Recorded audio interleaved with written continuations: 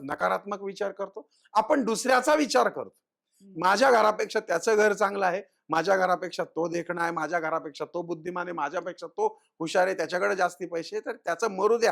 तू तुझा जर विचार करशील स्वतःचा, तो हं. करू दे. बस स्पर्धा असावी, पण जेलसी नसावी. हं. आणि 90% सध्या फक्त आणि फक्त जेलसी.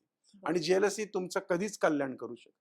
ती स्वतःला जाळते आणि समोरच्यालाही जाळते. त्याला नजर लागणे म्हणतात. बरोबर. कोण म्हणतं की साधा माणूस जीवनात यशस्वी होऊ शकत नाही?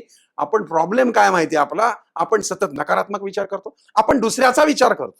हं. कोण म्हणतं की साधा माणूस जीवनात यशस्वी होऊ शकत नाही? आपण प्रॉब्लेम काय माहिती आपला? आपण सतत नकारात्मक विचार करतो. आपण दुसऱ्याचा विचार करतो.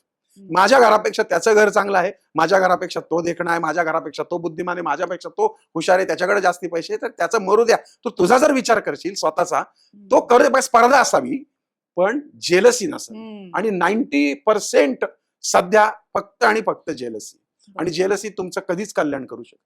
ती स्वतःला जाळते आणि समोरच्यालाही जाळते. त्याला नजर लागणे म्हणतात. बरोबर. म्हणजे आपण छानसं घर बांधतो, आपल्या नातेवाईकांना बोलवतो, या या या या, आपल्याला वाटतं वा वा, आपलं कौतुक करतील. हं. अहो, कसलं कौतुक, ते नजर लावून जातात. आणि म्हणून तुमच्या एनर्ज्या ज्या असतात, त्या एनर्ज्या खराब केल्या जातात हं. नजरेच्या माध्यमातून. बरोबर. ठीक आहे. मग आता छान दिसते बाबा, कविता छान आहे, छान छान तिचं कुटुंब चाललंय. माझं डिस्टर्ब आहे ना, हिचं कसं काय चांगलं चाललं? हं. मग झालं, लागली नजर. म्हणजे काही वेगळे जादूटोणे करायची गरज नाही. कारण क्वांटम फिजिक्स सांगतं हं. की प्रत्येक गोष्ट ही लहरीवरती आणि ऊर्जेवरती बनलेली आहे. आणि प्रत्येक ऊर्जा ही सकारात्मक आणि नकारात्मक गणली जाते. असं नाही, ऊर्जा ही एकच आहे, सकारात्मक.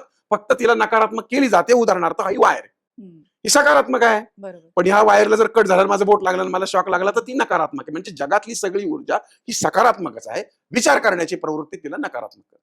त्यामुळे या जगात प्लसच आहे, म्हणजे निगेटिव्ह काही नाही. आपण कसं बघतो त्याच्यावरती डिपेंड आहे. आणि म्हणून वास्तूत राहताना वास्तुशास्त्राप्रमाणे घर असायला पाहिजे, मान्य आहे. नसलं तरी सुद्धा तुमची शरीराची जी वास्तू आहे, कारण याला बघून तर त्याला ठरवलाय. बरोबर. वास्तुपुरुषाची रचना बघितली तर त्याचं जे डोकं आहे ते ईशान्य